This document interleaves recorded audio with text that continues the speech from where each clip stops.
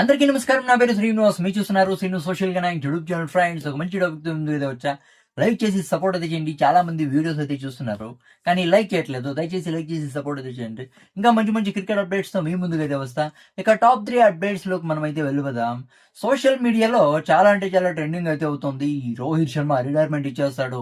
India versus England third ODI Lord's లో అయితే జరుగుతుంది. ఇదే రోహిత్ శర్మ లాస్ట్ మ్యాచ్ అని అయితే ట్రెండింగ్ అయితే అవుతుంది. వాళ్ళ పేరెంట్స్ కూడా వెళ్ళారు లాస్ట్ మ్యాచ్ చూడడానికి అయితే. ట్రెండింగ్ అయితే అవుతుంది. సోషల్ మీడియాలో చాలా అంటే చాలా డిస్కషన్ అయితే జరుగుతుంది రోహిత్ శర్మ రిటైర్మెంట్ గురించి. దీని గురించి అంటే royal Challengers Bengaluru mentor Dinesh Karthik అయితే మాట్లాడాడు. రోహిత్ శర్మని పక్కన పెట్టి యశస్వి జైస్వాల్ కి ఛాన్స్ ఇవ్వడం కరెక్ట్. ఎందుకంటే రోహిత్ శర్మ 2-3 సిరీస్ల నుంచి సరిగ్గా పర్ఫార్మెన్స్ అయితే అందిస్తా ఉండలా. ఇన్కన్సిస్టెంట్ గా ఆడుతా ఉన్నాడు. ఇన్కన్సిస్టెంట్ ప్లేయర్ అయితే అయ్యాడు. కానీ యశస్వి జైస్వాల్ ఫామ్ లో ఉన్నాడు, కన్సిస్టెంట్ గా ఆడుతున్నాడు. కాబట్టి ఈ టైంలో యశస్వి జైస్వాల్ కి ఛాన్స్ ఇవ్వడం కరెక్ట్ అని అయితే చెప్పాడు. అంటే world cup 2027లో Rohit శర్మని VKC Yashasvi Jaiswal కి ఛాన్స్ ఇవ్వండి అని అయితే చెప్పలేదు. అవునా కదా? ఇలా చెప్తే రోహిత్ శర్మ ఫ్యాన్స్ డైరెక్ట్ గా వెనక ముందు వాయిస్తారు దినేష్ కార్తిక్ ఆల్రెడీ తెలుసు. ఇంత పెద్ద కాంట్రవర్సీ కాడు, అందరికీ తెలిసిండేదే. ఇక టాప్ 2 అప్డేట్ వచ్చి గౌతమ్ గంభీర్ తర్వాత విరాట్ కోహ్లీ మధ్య చాలా అంటే చాలా గొడవలు అయితే జరుగుతున్నాయి. ఒకప్పుడైతే గొడవలు అయితే జరిగాయి, మళ్ళీ ఇద్దరు అయితే ఒక్కడైపోయారు. దాని తర్వాత మళ్ళీ ఇప్పుడు వీళ్ళిద్దరి మధ్య మాటలు లేవు. చాలా అంటే చాలా వీళ్ళ మధ్య గొడవలు అయితే ఉన్నాయని సోషల్ మీడియాలో చాలా అంటే చాలా డిస్కషన్ అయితే జరుగుతుంది.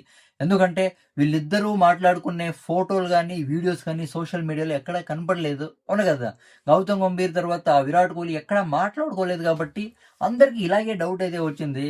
కానీ సితాంష్ ఇండియన్ టీం బ్యాటింగ్ కోచ్ అయితే చెప్పాడు. సితాంష్ కోటక్ విరాట్ కోహ్లీ తర్వాత గౌతమ్ గంభీర్ మధ్య ఎలాంటి గొడవలు లేవు. ఇలాంటి పుకార్లు ఎక్కడి నుంచి వస్తున్నాయి నాకే అర్థమైతే అయితే ఉండలా. వీళ్ళ మధ్య ఎలాంటి గొడవలు లేవు. ప్రతిరోజు వీళ్ళిద్దరూ విరాట్ కోహ్లీ తర్వాత గౌతమ్ గంభీర్ 10 సార్లు మాట్లాడుకుంటారు.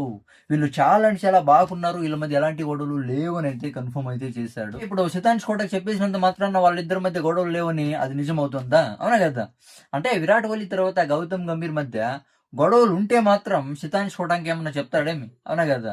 విరాట్ కోహ్లీ తర్వాత గౌతమ్ గంభీర్ మధ్య గొడవలు అయితే ఉన్నాయి. ఎప్పుడు తిట్టుకుంటూ ఉంటారు, ఒకరినొకరిని మాట్లాడుకోరు అని అయితే సితాంష్ కోటక్ ఏమన్నా చెప్తాడా? చెప్పాడు. అవునా కదా? కవర్ చేసే ప్రయత్నం అయితే చేస్తాడు. టాప్ 3 అప్డేట్ వచ్చి బ్యాటింగ్ కోచ్ సితాంష్ కోటక్ అయితే చెప్పాడు రోహిత్ శర్మ రిటైర్మెంట్ గురించి. అంటే రోహిత్ శర్మ 2-3 మ్యాచ్లు సరిగా ఆడినంత మాత్రాన ఇలా విమర్శించడం రోహిత్ శర్మని కరెక్ట్ కాదు. అంటే వస్తాడు, ఒక మంచి పర్ఫార్మెన్స్ తో కంబ్యాక్ అయితే ఇస్తాడు. అయినంత మాత్రాన దీనికే రిటైర్మెంట్ గురించి చాలా అంటే చాలా డిస్కషన్ అయితే జరుగుతుంది సోషల్ మీడియాలో. ఇదంతా కరెక్ట్ కాదు అని అయితే సితాంష్ కోటక్ బ్యాటింగ్ కోచ్ అయితే చెప్పాడు. సితాంష్ కోటక్ చెప్పింది చూస్తే రోహిత్ శర్మ రిటైర్మెంట్ అయితే ఇవ్వట్లేదు. India versus England third ODI అంటే రోహిత్ శర్మ లాస్ట్ మ్యాచ్ కాదు అని అయితే మనకైతే అర్థమైతే అవుతుంది. అవును కదా?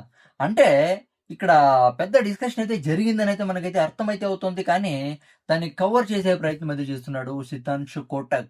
అంటే ఇప్పుడు బీసీసీఐ పెద్దలు డిసైడ్ చేసి వాళ్ళు చెప్పే అంశాన్ని, అవును కదా, వాళ్ళు చెప్పే ఒక న్యూస్ని సితాంష్ కోటక్ డైరెక్ట్గా చెప్తే బాగుంటుంది కదా. అందుకే నాకేం తెలీదు, నేను సైలెంట్గా ఉంటా, దీని గురించి నాకేం తెలియదు, అంటే రోహిత్ శర్మ ఒక అదిరిపోయే పర్ఫార్మెన్స్ కంబ్యాక్ ఇస్తాడు అని అయితే చెప్పాడు. అవును కదా? ఇక దీని గురించి మీరేమనుకుంటారు? కామెంట్ అయితే చేయండి. నా ఎక్స్ప్లెనేషన్ ఇస్తే సబ్స్క్రైబ్ సపోర్ట్ చేయండి, లైక్ చేసి సపోర్ట్ చేయండి. Bye bye.